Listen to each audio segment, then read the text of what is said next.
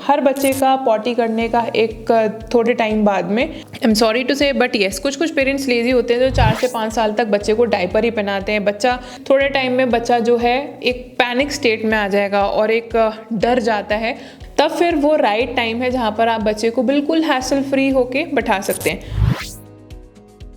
Hi friends, welcome back to my channel. मैं हूं आपकी दोस्त गरिमा और आज मैं लेकर आई हूं आपके लिए बहुत ही ज़्यादा इन्फॉर्मेटिव एंड यूजफुल वीडियोस। बहुत सारे पेरेंट्स का क्वेश्चन होता है कि हम बच्चे को पॉटी ट्रेन कब कराएं।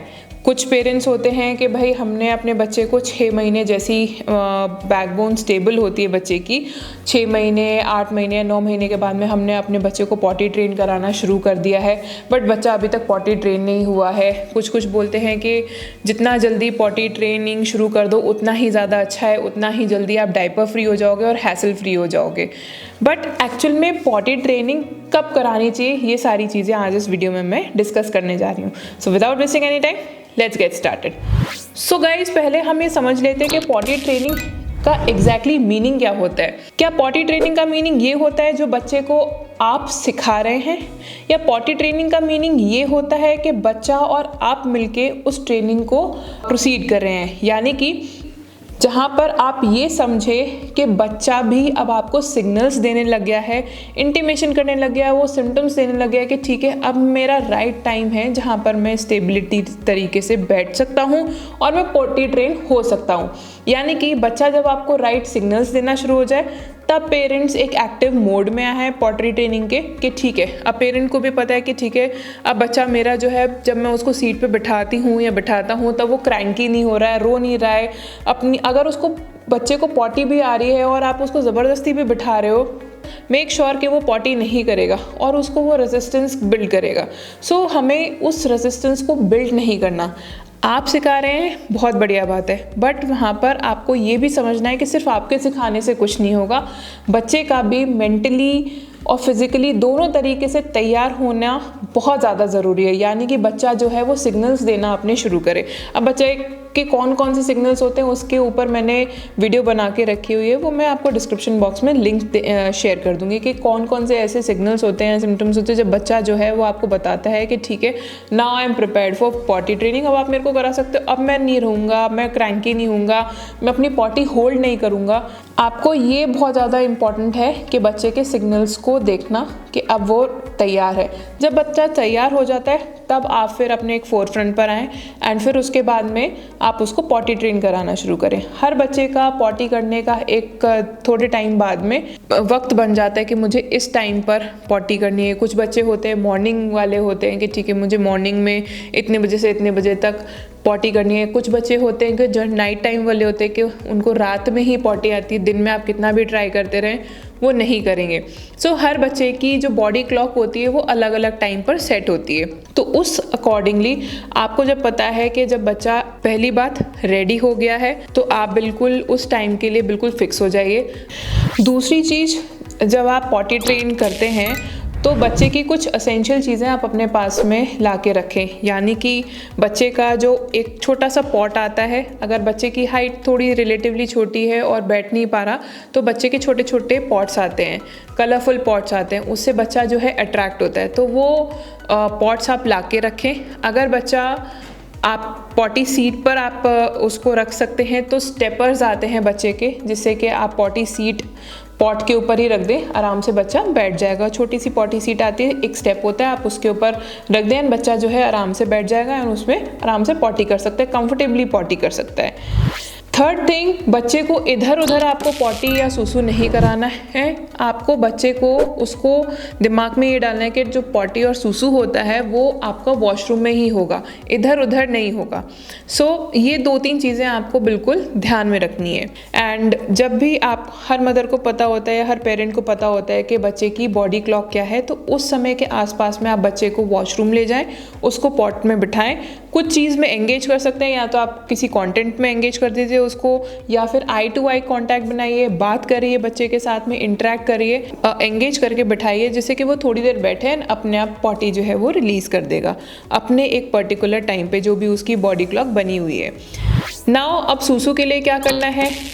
पुराने ज़माने में देखा गया था, जो दादी होती हैं या फिर ओल्ड एज लोग होते हैं, हमें कैसे बिठाते थे, पैरों पे बिठाकर और सूसू कराते थे विद द साउंड्स करके, इस तरीके से सूसू कराते थे।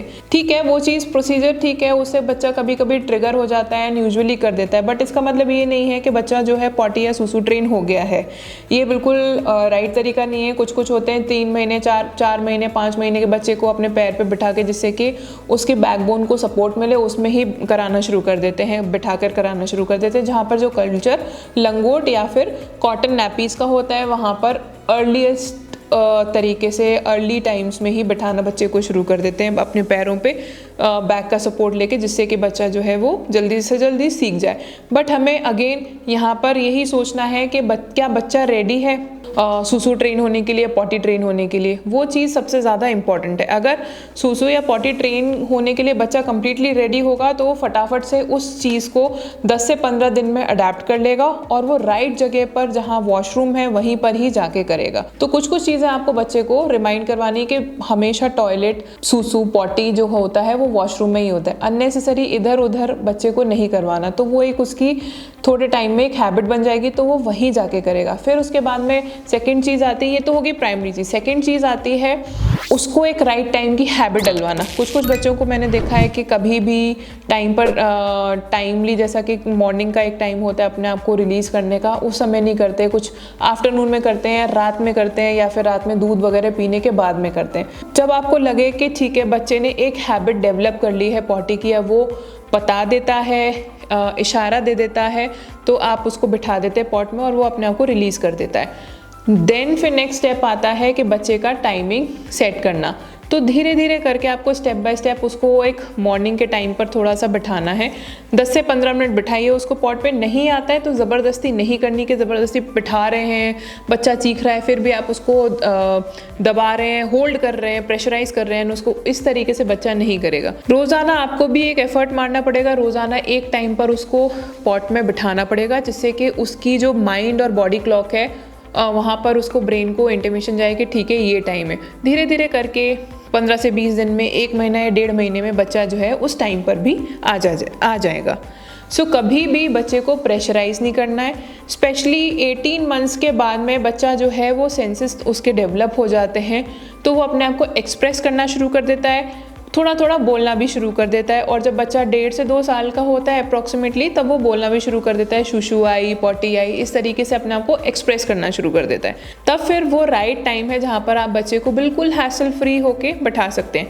कुछ पेरेंट्स बहुत ज़्यादा लेज़ी होते हैं, आई एम सॉरी टू से, बट येस, कुछ पेरेंट्स लेज़ी होते हैं जो 4 से 5 साल तक बच्चे को डायपर ही पहनाते हैं। बच्चा स्मेल करता है बट दे आर लाइक अनबॉर्डर्ड, वो बॉदर ही नहीं करते कि क्या है। यहाँ पर मैं ये बोलूँगी कि हाइजीन लेवल्स भी बहुत ज़्यादा मैटर करते हैं। तो हाइजीन लेवल्स बच्चे के हमेशा मेंटेन करिए, हमेशा जो उसका बम्प एरिया है, जेनाइटल्स हैं, वो हमेशा क्लीन रखिए।